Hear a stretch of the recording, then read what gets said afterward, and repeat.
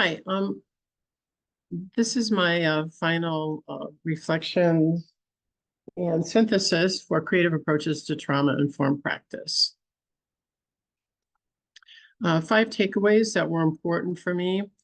Number one, and I mentioned this in almost every paper I wrote, I need more training in this arena before I would attempt to utilize it in session. But I think it could be effective. I understand completely that creative interventions are absolutely necessary and work with individuals who've experienced trauma, because so many of them are unable to talk about that trauma and may not even be able to consciously access that information. I particularly like the idea that journaling is especially helpful for adult clients. It's something I am comfortable with and would be comfortable in utilizing early on. I also like paying attention to what the client's actual interests are. If I have a client who, loves art, I'm going to be a lot more comfortable attempting to learn about that type of intervention and then utilize it. And finally, the idea that culture considerations and humility is really important. It's always important in every type of therapy, but the client therapist relationship in trauma is so critical that really becomes even more important.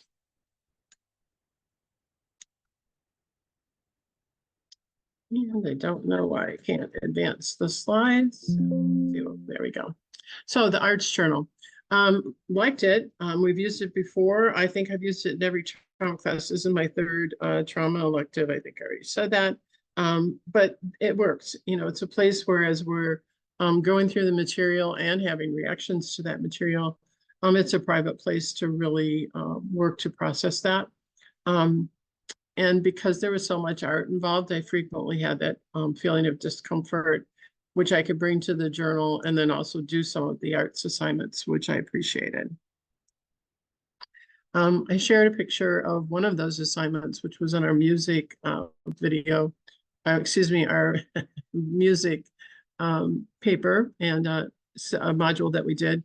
And it felt good. It felt good to use the color. It really did enhance the learning as I was kind of processing what my husband had told me about what music meant to him. So doing art at that particular time was very helpful. I also included, we did the connection isolation exercise, which I found very, very helpful, and obviously attempted to do a haiku. Don't know if I did it or not. But doing it felt good. And I thought it was going to be difficult, and it wasn't. So again, that caused me to, just really think about what would this be like utilizing it with clients, and maybe it's more accessible than I think it is. So I did connection and isolation. Not an artist, but thoroughly enjoyed doing the art for these. Trauma-informed care. We've been talking about it all term, but I did go back to find out, what does the world say it is? And it's very straightforwardly that awareness of the impact, understanding that there's a way to address it that's different than some other types of issues, that we need to be aware of what the signs and symptoms are. Organizations need to really have policies, practices, and procedures that are going to support trauma-informed care. And it's very important that we avoid re-traumatization. Going back to why art therapy and sensory-based, it's because of the difficulty or resistance to accessing what was a very difficult experience. Ethics, the ethics of the creative arts intervention approach. Do a little bit more reading about that as I was doing this assignment. We talked about it. We had some articles that we read, and that was the first time that I came up against that. Hey, I don't know if I'm competent to really do this.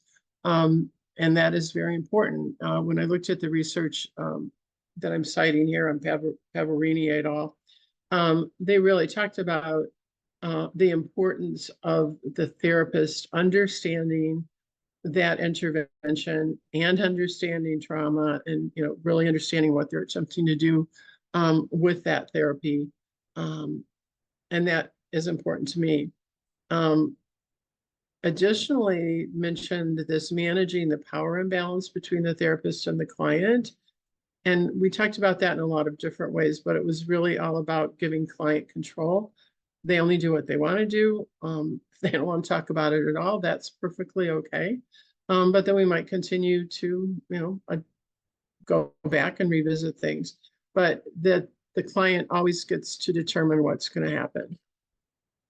Peer check-in, liked it. I find peer check-ins very helpful. We're always a little annoyed that we have to carve out that additional time. And then I'm always happy that we did so, because especially in an asynchronous class, you start to feel a little bit isolated. And as soon as you start talking with that peer, it helps to talk to somebody who knows exactly what you're going through, which is also a good form of self-care. And then I always learn something from my peers, because they're doing something completely different. They know different things than I do. And I have always enjoyed the peer check-in. Cultural awareness and sensitivity in a counseling practice. Number one, the effectiveness as the therapy, that kind of trauma therapy, is in the therapist's ability to create that safe space and establish rapport. I already talked about this, but it's kind of important. And that is that it's always important, extra important in cases of trauma where the discussions or just what's going on in therapy are even more difficult than usual. Already talked about cultural humility and willingness, that comes out, I know, in the room with children and doing some kind of play therapy. I like the idea that you always make sure that you have puppets, any kind of representation of people that represents everyone, so that a child can relate to it, what a house looks like, that kind of thing. What other things might be in their culture that would be helpful to them in that play therapy. And I also like the idea that the therapist understands that this is a mutual learning. There's not something going on where the therapist knows and the client doesn't, both learning about it at the same time. The therapist is just guiding the process. So personal awareness and reflection for me. Okay, third elective, go back there. Just really focused on the idea that as I begin to practice, just starting with practicum right now, I really, if I'm working with individuals who have trauma and I'm attempting to utilize any of the arts-based interventions, that I really need to feel confident about what I'm doing. It's not something you just, hey, I think I will try this, at least not for me. I think I mentioned before that I'm working with individuals who have experienced housing insecurity and are trying to transition into permanent living situations. And all of them, everyone that I've talked to so far, have significant trauma either in their childhood or both, well, with the homelessness, both childhood and as an adult. I'm not attempted to do any arts interventions, but it did increase my awareness of really making sure that I'm creating safe space. And that's very important to me because I sometimes want to move very quickly. And my feeling with trauma work is it's the opposite. It needs to go slow unless the client for some reason would take you somewhere else. Integrating my counseling skills, talked about all of this a little bit. safe space. And I'm kind of recalling one of the videos, that whole concept of, really softening, being aware of facial expression, that whole spatial relationship with clients. That's a big part of safe space. Again, giving client control about what they're going to share, their own pace, not at all. We're collaborating. My goal is to empower them in their own work. I need to be culturally, have cultural humility. I also like, and we've heard this several times, the position that it is not you, it's what happened to you. You're not a victim. And that's very important. I think that I can understand why people shy away from talking about it. They don't want to be a victim. They don't want people to think of them that way. And then avoiding re-traumatization, making sure you're never moving at a pace or saying things that have any potential to cause that person to relive that experience, if you would, unless it's by their own desire and that they're taking the lead. I have forgotten my thank you slides, so thank you. And here are my references.